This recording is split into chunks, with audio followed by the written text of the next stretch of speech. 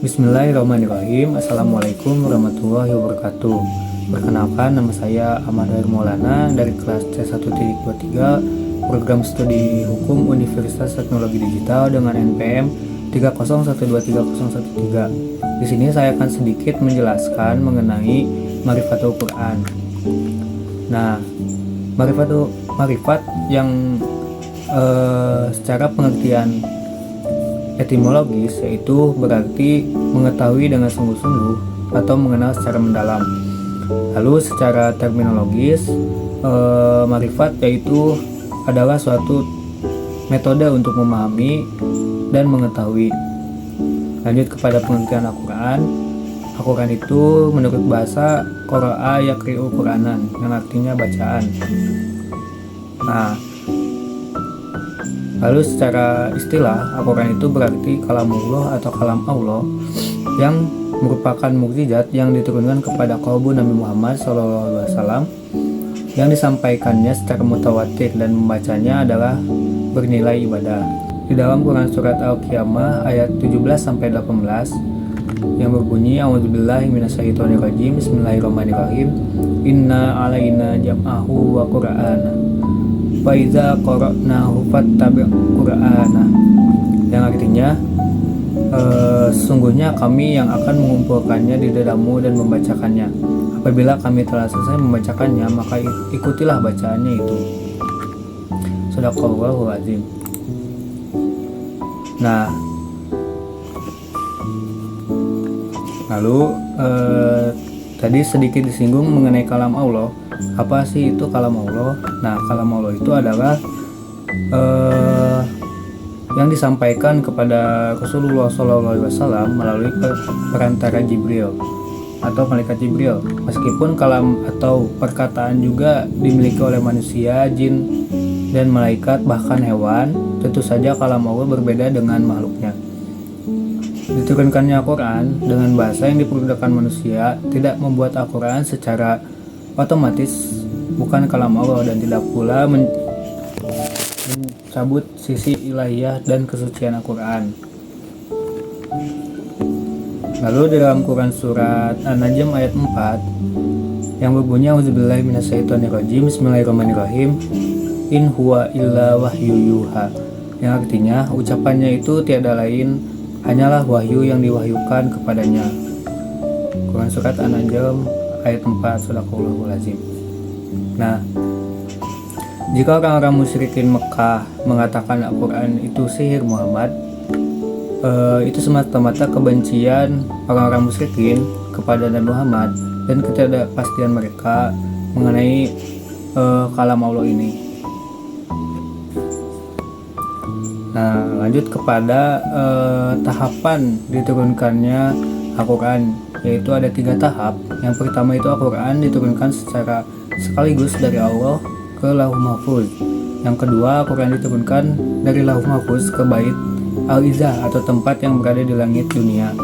Lalu yang ketiga, Al-Quran itu diturunkan dari Bait Al-Izzah ke dalam hati Nabi dengan jalan berangsur-angsur sesuai dengan kebutuhan yang dibutuhkan oleh Rasulullah.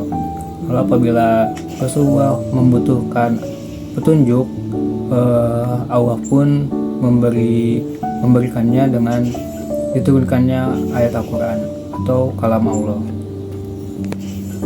Lalu di dalam Al-Quran itu Al-Quran sendiri diturunkan kurang lebih 23 tahun atau tepatnya 22 tahun 2 bulan 22 hari.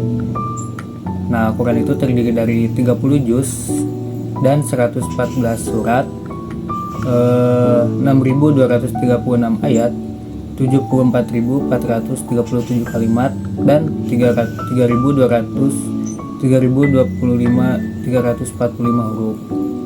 Nah, surat pertama yang diturunkan oleh Allah kepada Nabi Muhammad yaitu Quran surat Al-Alaq ayat 1-5, diturunkan pada 17 Ramadan tahun 610 Masehi di Gua Hiro. Dengan diterimanya wahyu pertama, Nabi Muhammad resmi diangkat menjadi Rasul yang diberi wahyu untuk disampaikan kepada umatnya. Nah, lalu surat yang terakhir turun yaitu surat Al-Maidah ayat 3. Ayat tersebut diturunkan pada tanggal 9 Zulhijjah tahun 10 Hijriah di Padang Arafah.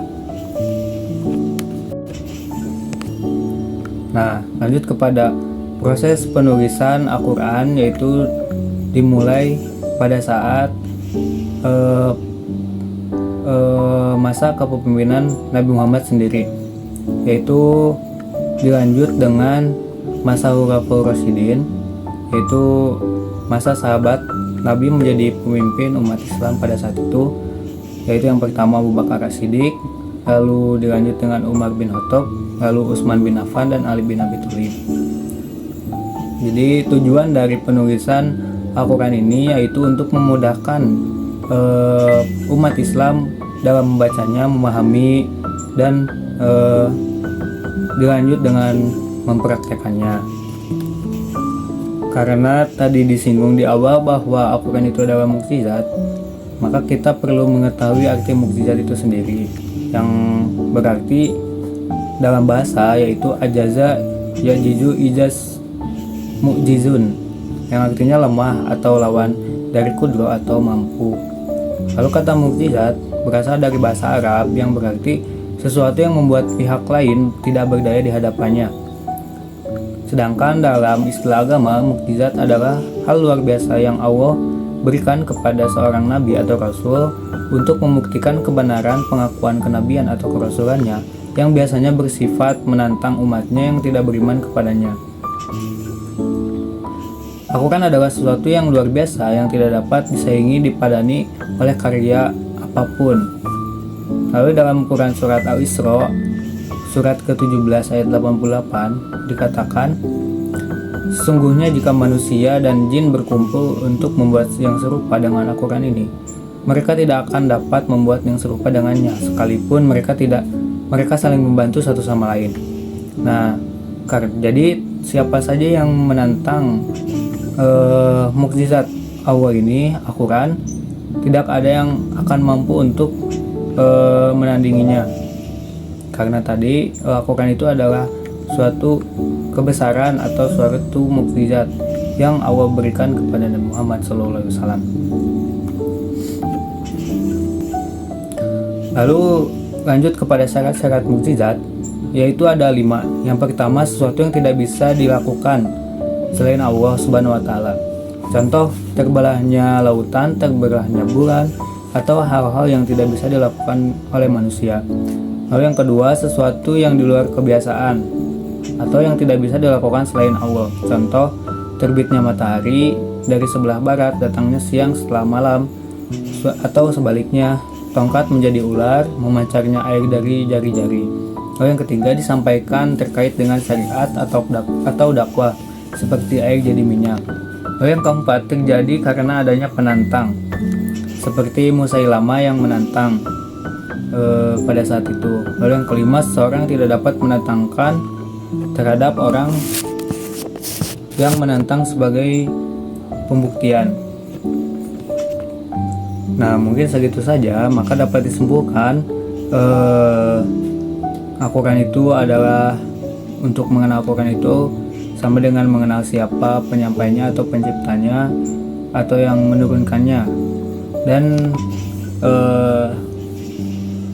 itu pun menjadi suatu keuntungan bagi siapa yang mengenal Al-Quran.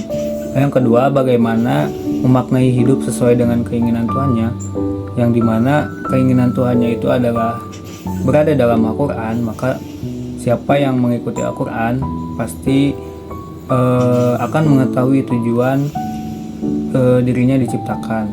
Yang ketiga, dengan adanya Al-Quran, manusia memiliki buku petunjuk yang bisa menuntunnya ke dalam kebahagiaan yang kekal. Jadi bila mana tidak mempunyai petunjuk untuk menempuh suatu jalan, maka akan sesat atau tersesat dari suatu jalan tersebut. Nah, apabila mengikuti suatu petunjuk untuk menempuh suatu jalan, maka tujuan tersebut insya Allah akan tercapai dan kebahagiaan pun akan tercapai. Mungkin segitu saja dari saya. Mohon maaf bila ada kesalahan dan kekurangan. Billahi fisabilillah. Wassalamualaikum warahmatullahi wabarakatuh.